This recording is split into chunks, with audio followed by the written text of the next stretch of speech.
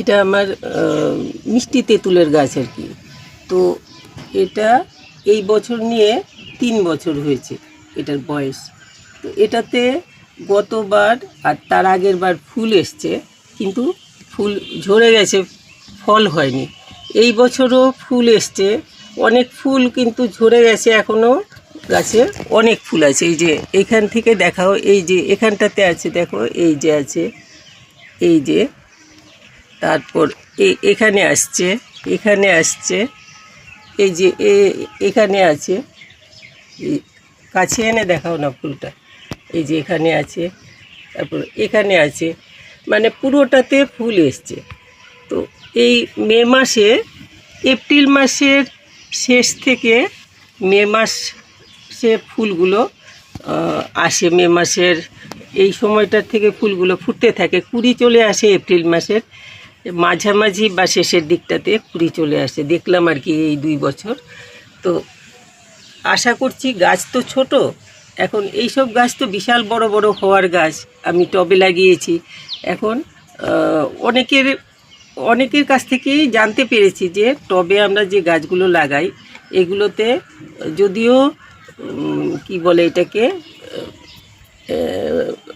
কলমের গাছ বা গ্রাফটিংয়ের গাছ, তবু গাছের কিন্তু একটা মিনিমাম একটা কি বয়স না হলে পরে 3-4 বছর 5 বছর না হলে পরে ফল হয় না, ফুল হয় কিন্তু ফল হয় না। যাই হোক, আমার এটা এখন 3 বছর হয়েছে বয়স। এই যে এখানে এই যে এত সুন্দর করে ফুলগুলো এসছে, ভর্তি হয়ে সবটাতে ফুল এসছে, আরও ফুল এসেছিলো, কিছু ঝরে গেছে। এখন আমি ভাবছি এই সময়টাতে গাছকে কিছু খাবার দিলে পরে হয়তো বা আমার যদি এই 3 বছর বয়সের গাছের থেকে আশা করছি হয়তো বা ফল হলেও হতে পারে। তো এমনিতে যাদের গাছের বয়স অন্তত পক্ষে 4 বছর বা 5 বছর হয়েছে, আপনাদের যদি ফল না ধরে থাকে, তো এখন তো নিশ্চয়ই ফুল এসছে, এখন গাছকে কি খাবার দেবেন সেটা হলো সবচাইতে বড় কথা। তো খাবারটা এখন এনপিকে জাতীয় খাবার, যেগুলো নাইট্রোজেন আছে এরকম খাবার কিন্তু এখন দিলে গাছকে হবে না। এখন গাছকে ফসফরাস, তারপর কি বলে এটাকে, পটাশিয়াম, ক্যালসিয়াম, এইসব জাতীয় খাবারগুলো দিলে পরে তবে ফুল আর কলি যা আছে এগুলোর থেকে ফলে কনভার্ট হতে সাহায্য করবে গাছকে। এই খাবারগুলো পেলে তো ফুল আর যে কলিগুলো আছে এগুলো অনেকটা শক্তি পাবে, যাতে ফলে কনভার্ট হতে পারে। তো এই জন্য আজকে আমি এই গাছে একটুখানি সার দিয়ে দেব, যেটা নাকি আমি যেহেতু অর্গানিক ওয়েতে সব গাছ করি, তো আমি নিয়ে এসেছি। এই যে এখানে আছে ক্যালসিয়ামের জন্য এনেছি ডিমের খোসার গুঁড়ো। তো আমি এখানে এই 2 চামচ মতো ডিমের খোসার গুঁড়ো দিয়ে দেব, এরকম করে ঘুরিয়ে, এরকম করে 2 চামচ মতো আমি দিয়ে দিলাম ডিমের খোসার গুঁড়ো। কলার খোসাটা আমি গুঁড়ো করিনি, কিন্তু খুব ছোটো করে কেটে কেটে এইগুলোকে শুকিয়ে রেখেছি। তো কলার খোসা দিয়ে দেবো 1 মুঠ। এই যে এটা হলো কলার খোসা, শুকিয়ে রাখা পাকা কলার খোসাগুলো শুকিয়ে রেখেছি। আপনারা ইচ্ছে করলে এটা গ্রাইন্ডারে দিয়ে গুঁড়ো করে নিতে পারেন, রোদে শুকিয়ে গেলে একদম গ্রাইন্ডারে দিলে পরে কিন্তু গুঁড়ো হয়ে যায়। তো আমি আর গুঁড়ো করিনি, কলার খোসা এমনিতেই একটু জলে ভিজলেই এটা থেকে যা খাবার ওইটা গাছ পেয়ে যাবে।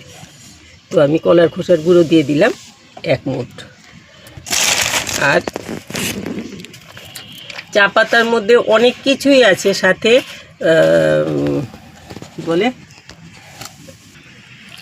চা পাতা একটু দেব, এটাতে যদিও নাইট্রোজেন বেশি, কিন্তু ফসফরাস আর পটাশিয়াম আছে, এই জন্য অল্প একটুখানি চা পাতা দিয়ে দিলাম। এইগুলো দিয়ে এখন আমি এই যে ওপরের মাটিটাকে আগে একটুখানি খুঁচিয়ে রেখেছিলাম, এরকম করে দিলাম। এখন এটার উপরে একটু অল্প মাটি চাপা দিয়ে দেব, যাতে দিয়ে তারপরে জল দিয়ে দেব। তো এখন এটার ওপরে অল্প অল্প মাটি দিয়ে আমি একটু ঢাকা দিয়ে দেব, কেন যেহেতু এক্ষুনি গাছে ফুল আছে, আমি বেশি নাড়াচাড়ি করতে পারছি না, ওপরটাতেও শেকড় আছে, সেই জন্য বেশি নাড়াচাড়ি না করে অল্প স্বল্প যা খুঁড়েছি তার থেকে বেশি করা যাবে না, তাহলে শেকড়গুলো এরকম করে একটু একটু দিয়ে ঢাকা দিয়ে দিলাম। তো এই মাটিটা দিয়ে দিলাম, মাটিটা হলো গার্ডেন সয়েল বলতে পারেন, বা এমনি মাটি আর কি, প্লেন মাটি, গার্ডেন সয়েল বলা যায়। তো আমি এরকম করে ঢাকা দিয়ে দিলাম। এখন এটাতে একটু জল দিয়ে দেব।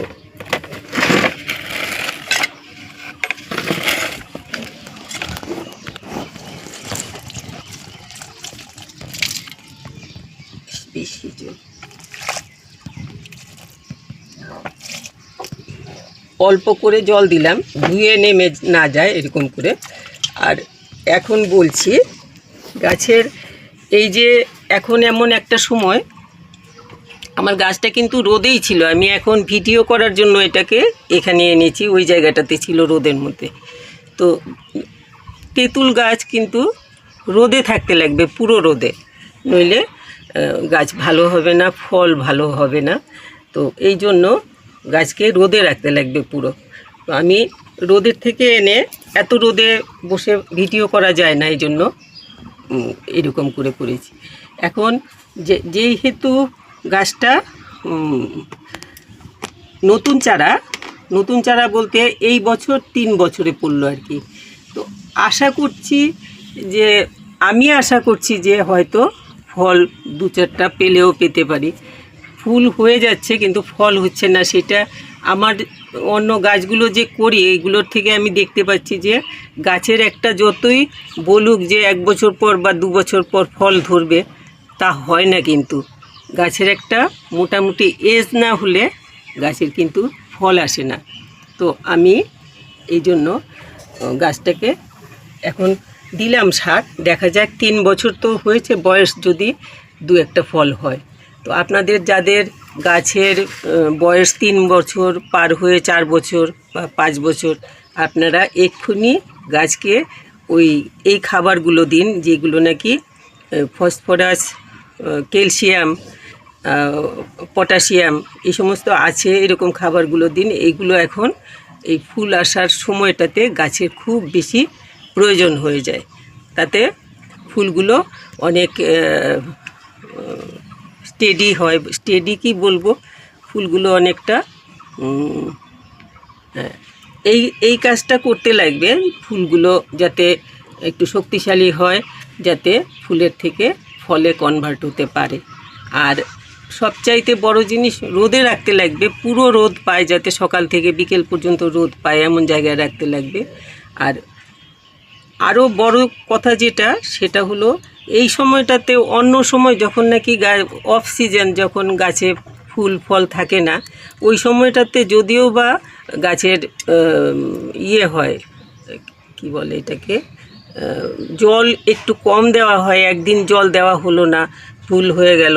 কিন্তু যেহেতু গাছে ফুল কলি এসছে, এখন গাছে সব সময় গাছের গোড়াটাতে একটুখানি ময়েশ্চার থাকে, এরকম করে জল দিয়ে রাখতে লাগবে, লক্ষ্য রাখতে লাগবে গাছের গোড়া যাতে শুকিয়ে না যায়, শুকালে পরে কিন্তু ফুল ফল এগুলো সব ঝরে যাবে।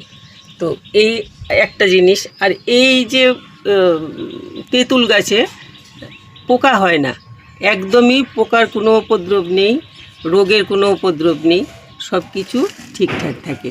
তো আমি কিছু ডাল এরকম, যেমন বাড়তি কিছু ডাল হয়েছিল, সেইগুলো অফ সিজনে আমি কেটে দিয়েছিলাম। এই যে এইগুলো ভেতর দিকে যেগুলো ছিল সেগুলো আমি কেটে দিয়েছিলাম, সেগুলো কাটাতে মনে হয় ভালো হয়েছে, ভেতর দিকে এইগুলো নেই। তো এই যে বলে না যে এটাকে ব্যান্ড করে দিতে লাগবে, তা ব্যান্ড করার প্রয়োজন পড়ে না। কারণ আমি দেখেছি এই এই দেখতে পাচ্ছেন এই এই যে ডালটা সোজা উঠেছে, কিন্তু এটাতে এই যে এখান থেকে শুরু হয়েছে এই 1টা 2টো 3টে 4টা 5টা, ওপরেও ওই যে 6টা, এগুলো মানে পুরো যে নুট যেগুলো ওই জায়গাগুলো দিয়ে এই যে সব ইয়েগুলো বেরোয়, ফুল কলি এগুলো সব এই জায়গাগুলো দিয়েই বেরোয়। এরকম সোজা উঠেছে এটা প্রায়, তাও কিন্তু এরকম আমি ব্যান্ড ট্যান্ড কিছু করিনি। তো ধরলে তো এগুলোতে ধরবেই। এখন মেইন কথা হচ্ছে যে গাছটা এজটা সবচাইতে বড় জিনিস। অন্ততপক্ষে 3-4 বছর না হলে কোনো ফল গাছেই দেখতে পাচ্ছি ফল ওই রকমভাবে ধরে না। একমাত্র চেরি আর হলো কুল, এই দুটো গাছের মধ্যে কিন্তু লাগানোর পরে ওই গ্রাফটেড গাছ হোক বা কি বলে এটাকে কলমের গাছ হোক, যেটাই হোক সেইটা কিন্তু পরের বছর থেকেই ধরতে শুরু করে। 1 বছরের মাথায় গিয়ে ধরতে শুরু করে দেয়। আম গাছেও তাই হয়, 1 বছরের মাথাতেই ধরতে শুরু করে। আমি নিজে আমের কলম করেছি, আমার কিন্তু পরের বছরই ধরে গেছে আম। তো কিন্তু অন্য ফল গাছগুলো যেগুলো পেয়ারা, তারপর তেঁতুল তো দেখলাম এখন এটা 3 বছরে পড়লো।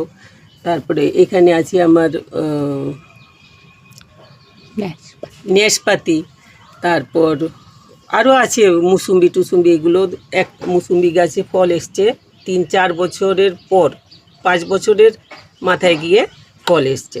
তো যাই হোক, ফল আসুক চাই না আসুক, এক্ষুনি আমাদের তো যত্ন করে গাছকে সুস্থ রাখতে লাগবে। আরেকটা জিনিস দিতে লাগবে, এইটাতে অন্ততপক্ষে মাসে একবার একটুখানি পলি চুন বা যেই ওই যে পানের সাথে খায় যে চুন, সেই চুনটা এইরকম, এটা তো 20 লিটারের ড্রাম, এটাতে যদি দেওয়া হয় তাহলে আধা চামচ কলি চুন গুলে, বা ওই যে খাবার চুন থাকে মানুষ পান খায়, ওই চুনটা গুলে জলের সাথে গুলে দিয়ে দেবেন, যাতে মাটির পিএইচ লেভেলটা ঠিক থাকে। আরেকটা জিনিস হলো, চুন দিলে পরে টক জাতীয় যে সমস্ত ফলগুলো সেগুলো টকের ভাগটা কম হয়। তবে এটা তো আর টক তেঁতুল না, এটা মিষ্টি তেঁতুল, কিন্তু মাটির পিএইচ লেভেলটা ঠিক রাখার জন্য এটাতে ওই মাসে একবার অন্ততপক্ষে আধা চামচ চুন গুলে জলের সাথে দিয়ে দেবেন। এইরকম আর কি, যদি এতটুক ড্রাম বা টব যাই হয় সেটাতে। তো এই ছিল আজকের আমার তেঁতুল গাছের, মিষ্টি তেঁতুলের উপরে বললাম। আর আপনারা একটু লাইক শেয়ার করে দেবেন, আর লাইক করবেন, আর সবটা দেখবেন, না দেখলে পরে তো হবে না, সবটা দেখতে লাগবে, নইলে পরে অনেক কিছুই মিস হয়ে যায়।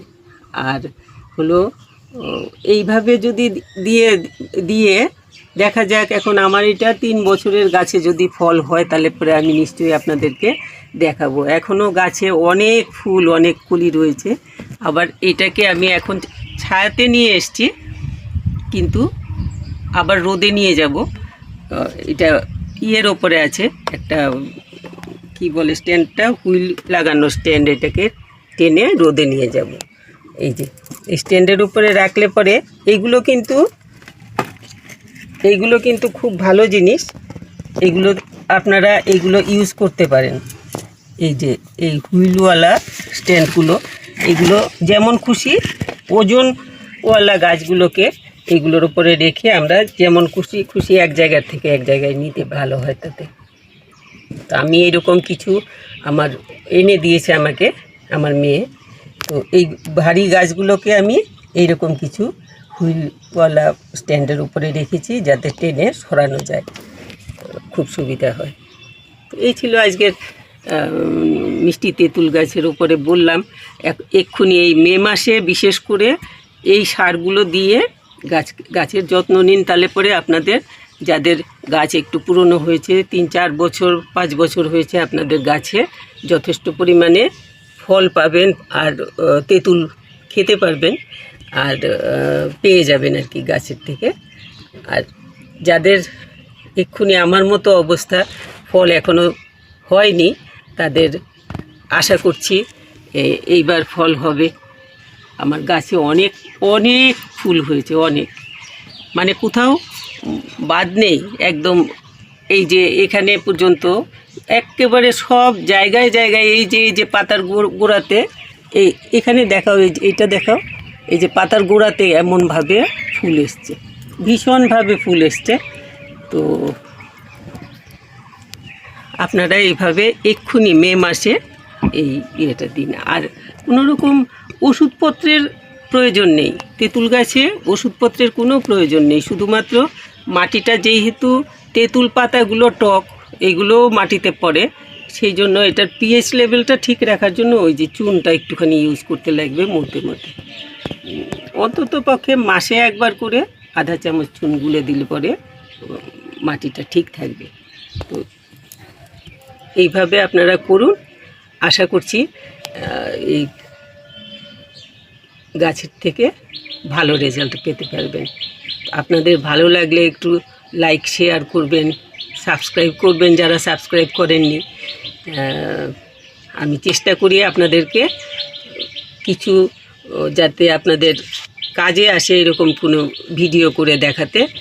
তো আমার যেগুলো আছে সেইগুলোতে আমি সবটাই, যারা ইনঅর্গানিক ওয়েতে করেন আপনাদের ওইটা বুঝে একটুখানি দেখতে লাগবে যে আমি কোন সারটা দিলাম বা কোন ওষুধটা ইউজ করলাম, সেটাতে কি আছে, নাইট্রোজেন আছে না ফসফরাস আছে না কি আছে সারের মধ্যে, ওইটা বুঝে ওইভাবে আপনারাও ইউজ করতে পারেন। কিন্তু অর্গানিক হোক ইনঅর্গানিক হোক যেটাই হোক, এই মাসে মে মাসের মধ্যে আপনারা সারগুলো দিয়ে দিন, তাহলে গাছ সুস্থ থাকবে, গাছের স্বাস্থ্য ভালো হবে, গাছের স্বাস্থ্যের সাথে গাছ ফুল ফল এইগুলোকে প্রোডাকশানটাও বাড়াতে চেষ্টা করবে। তো এই ছিল আজকে ভিডিওতে, এতটুকু বললাম, আপনারা স্কিপ না করে দেখবেন, ভালো থাকবেন। আমাদের তো ভালো থাকতেই লাগবে, আমাদের সুস্থ না থাকলে আমাদের গাছকে আমরা সুস্থ রাখতে পারবো না।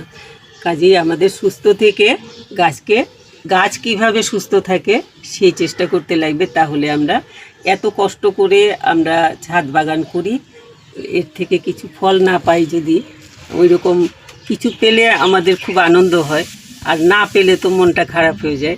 সেই জন্য নিজেও সুস্থ থাকবেন আর গাছকেও সুস্থ রাখবেন।